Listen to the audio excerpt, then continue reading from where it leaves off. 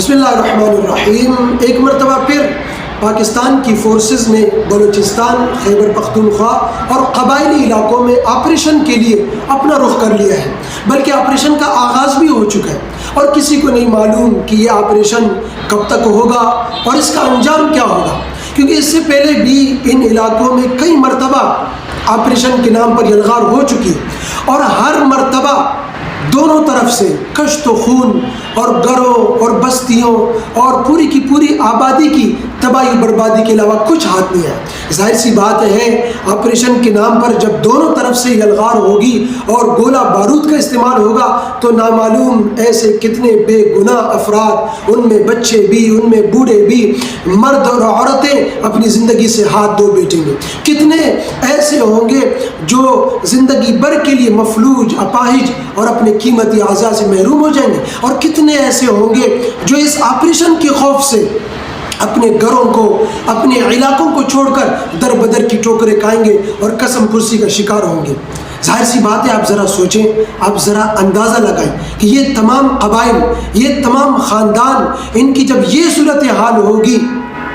تو کیا ان کے دلوں میں پاکستان کی فورسز، پاکستان کی افواج، پاکستان کے عوام کے لیے کوئی نرم گوشہ ہوگا؟ ہرگز نہیں۔ پھر یہ اسلحہ اٹھائیں گے، پھر یہ بندوق اٹھائیں گے اور اپنے غم و غصے کا اظہار کریں گے اور اپنے غم و غصے کی آگ کو ٹھنڈا کریں گے، اور اپنے پیاروں کی لاشیں اٹھانے کی وجہ سے ان کے دلوں میں انتقام کا پھر جذبہ پیدا ہوگا۔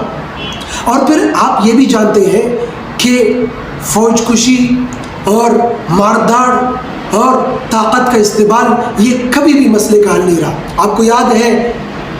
یہ اسلام آباد میں بیٹھنے اور رہنے والوں نے 1971 میں مشرقی پاکستان میں بسنے والی جو آبادی ہے، ان کے مسائل، ان کی شکایات، ان کے جائز مطالبات کو بھی گفتگو کے ذریعے حل کرنے کے بجائے، مذاکرات کے ذریعے طے کرنے کے بجائے طاقت کا استعمال کیا گیا اور فوج کشی کر کے ان کو دبانے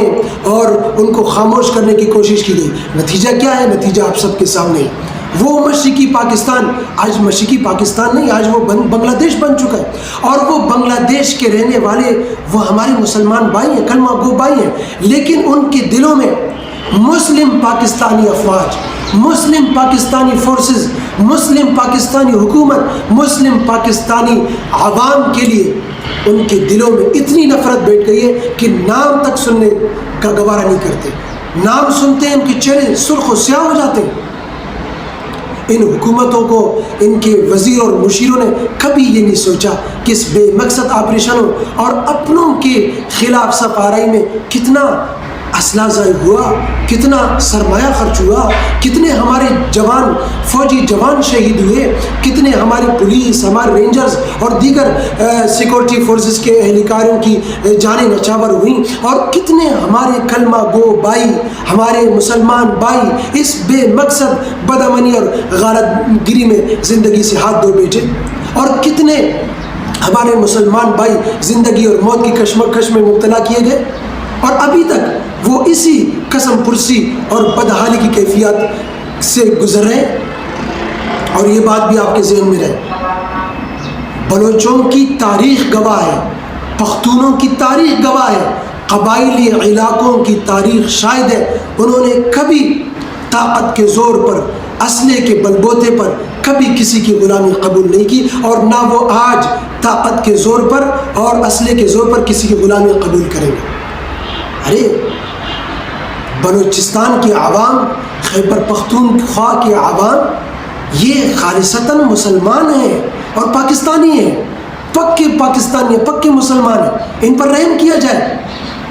یہ وقت طاقت کے بل بوتے پر اور طاقت اور قوت کے زور پر اپنے آپ کو منوانے کا نہیں ہے، یہ وقت ایک دوسرے کو نیچا دکھانے کا نہیں ہے۔ بڑا پن کا مظاہرہ کریں